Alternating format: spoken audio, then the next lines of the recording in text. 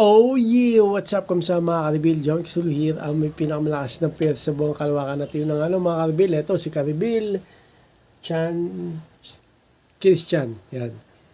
Boss, pagawa naman ng video para sa bagong update ng Panda sa QR payment ng customer sa drop-off. Ayan, okay, gagawa ko ng video yan kasi kahapon na-experience ko yan. Okay, hindi ko magawa ng video Karibil kasi hindi ko pa na-experience eh. So kahapon experience ko.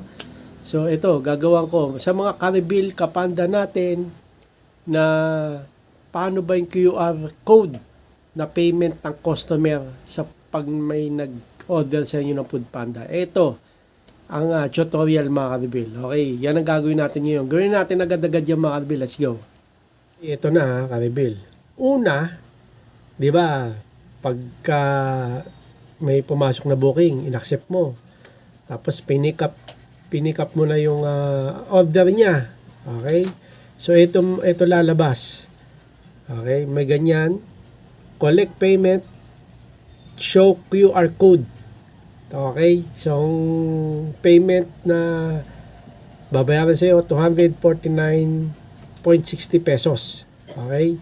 So paano 'yan, no? Paano 'yan? So ganito 'yang Karibil, no? Pagdating ng customer sa iyo, okay, 'di ba? Pagka cash collect, pera pinabayad, 'di ba? Pag QR code ang ano ba tawag dito, yung way ng pagbayad sa iyo. So ganito gagawin mo diyan, 'di ba? Ganyan ang itsura. Yan ang itsura. I-click mo tong show QR code. Okay? Click mo yan pagka dumating customer mo, i-click mo yan. Okay? Then lalabas ito. So lalabas yan, i-scan ni customer itong code na yan. QR code. Yung QR na yan. Pagka-scan niya yan, okay, siya na bahala sa cellphone niya. Kumbaga, babayaran niya na. Okay? So, babayaran niya. Ayan niya. Alam na yung customer yan. Okay? Basta ikaw, ipapa-scan mo lang sa kanya yan.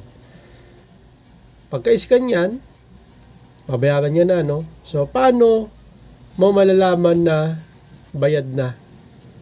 Okay? Paano mo malalaman na bayad na sa QR code yung customer? Ito ang itsura.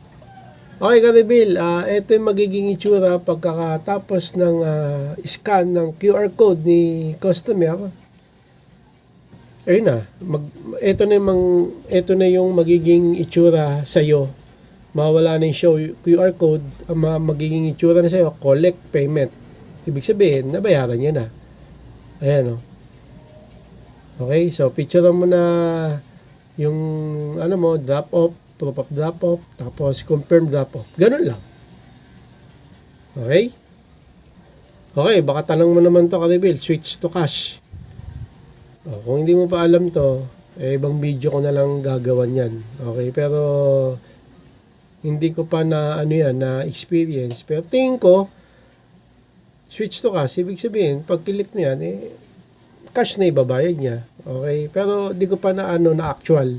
Ang na-actual ko lang, itong show QR code, yung tanong mo, Karibil. Okay, so ganun lang, no, Karibil. Yung ganun na QR code, yung tinatanong mo, no, yung bagong update ni Food Panda sa QR payment ng customer. Okay, ganun lang, Karibil. Di ba, mag-a-appear sa'yo yung ganung, yung una. Okay, lalagay ko dito sa screen. Recap na tayo, no. Show QR code. Makikita mo dyan sa cellphone mo, Karibil. Click mo lang yon, yung QR code na yon, tapos ipapascan mo sa customer yon, i-scan naman ni customer mo yon. Pagka-scan, pipindutin niya na sa cellphone yon para mabayaran niya na yung order niya doon sa QR code na pinascan mo. Okay? So, pagka nagbayad na siya, okay na, di ba? Nabayaran niya na. Pag nabayaran niya na, ang magiging itsura na, pag nabayaran niya na, ito, lalagay ko sa screen, yung na-collect mo na payment. Okay, Karibil, hindi rin dapat papasok sa wallet yung collect payment na yan, ha. Kumbaga, parang ano na rin siya, parang paid, naging paid online na siya. Okay? Ano naman siya? Paid sa QR. Sa QR code siya nag-payment. Okay? Kaya hindi rin dapat papasok sa wallet yan. Okay? Ganun. Ganun lang siya. Madali lang naman siya. Siyempre, pag di pa na-actual, siyempre, medyo ako din, pag di ko pa na-actual, siyempre, di ko pa rin masyadong alam. Pero pag na-actual mo, madali lang naman. Okay. Pwede ka rin magpatulong sa mga ka-rider natin na kapanda. No? Tapos sa switch to cash naman, ayun, di ko pa na-actual yun eh. Pero yun nga, tingin ko, pag click mo yung switch to cash, ay magiging collect cash na yun. So, baka, siguro, pwedeng mangyari na baka short siya sa QR na magbayad, ika-cash na lang yon. Kiklik mo yung switch to cash. Pero di ko pa na-actual yung karibila. Okay, pero sa tingin ko, yun naman yun. Kasi switch to cash magiging siya na, magiging cash collect na yun. Okay, so kung may tanong pa kayo mga karibil, okay, try kong gawa ng video. Okay, sabot ang aking makal. So yun lang mga karibil, hanggang sa muli, paalam. Please, like, comment, please share, please subscribe. I-click nyo na yung bell button kami. Reagan! Para update kayo pag may bagong upload tayong video sa muli mga karibil. God bless, ingat mo sa lahat. Bye. Bound headset!